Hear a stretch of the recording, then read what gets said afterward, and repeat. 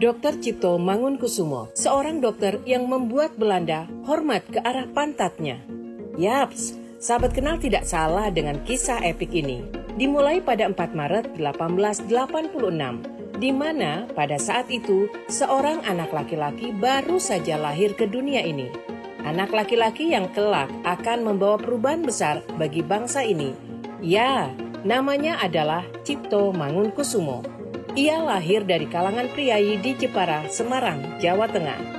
Dengan latar belakang sang ayah yang merupakan seorang guru, membuat Cipto lebih dekat dengan dunia pendidikan. Lalu pada usia 6 tahun, ia disekolahkan di sekolah Belanda, di mana pada waktu itu tidak semua orang bisa mendapatkan keistimewaan seperti dirinya. Tapi, Cipto lantas tidak tinggal diam begitu saja. Dibekali dengan otak yang cerdas serta kemauan belajar yang tinggi, ia akhirnya lulus dengan nilai terbaik. Di usianya yang masih 13 tahun, ia melanjutkan pendidikan ke Stovia demi mengejar cita-citanya untuk menjadi dokter yang merakyat.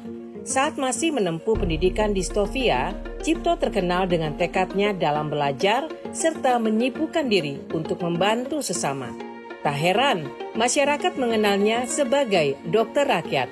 Lalu tibalah pada tahun 1910, di mana pada saat itu wabah pes menyerang kota Malang. Wabah yang menyerang ini tidak main-main sahabat kenal.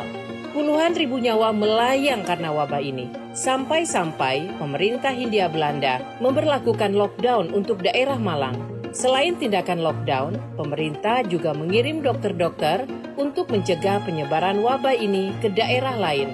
Akan tetapi, dokter yang dikirim oleh Belanda tidak mau mengobati warga pribumi. Hal ini membuat Dr. Cipto Mangunkusumo geram dan membuat matanya terbuka, serta merasakan ketidakadilan yang dilakukan oleh Belanda dan bangsawan yang menjilati kaki Belanda. Berbekal dengan alat perlindungan diri yang seadanya, ia pun akhirnya terjun langsung untuk mengobati warga Malang yang terjangkit wabah tanpa pandang bulu. Hal ini membuat Dr. Cipto menjadi pahlawan di mata rakyat Malang. Tidak hanya sampai di sini saja sahabat, Ratu Belanda pun akhirnya mengakui Dr. Cipto dan memberikan medali penghargaan Oranje Nassau Order, yaitu medali yang dianugerahkan kepada mereka yang berjasa untuk masyarakat.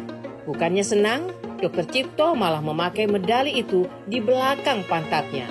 Hal ini secara langsung membuat orang-orang Belanda yang melihat ini mau tidak mau harus hormat ke arah pantat Dr. Cipto. Selain berjuang sebagai dokter, Dr. Cipto juga berjuang lewat pena dan kertas. Ia menuliskan kritikan terhadap pemerintah Hindia Belanda yang dinilai tidak adil kala itu. Hal ini membuat jiwa nasionalismenya berkobar, dan pada akhirnya ia pun bergabung dengan Budi Utomo pada tahun 1908.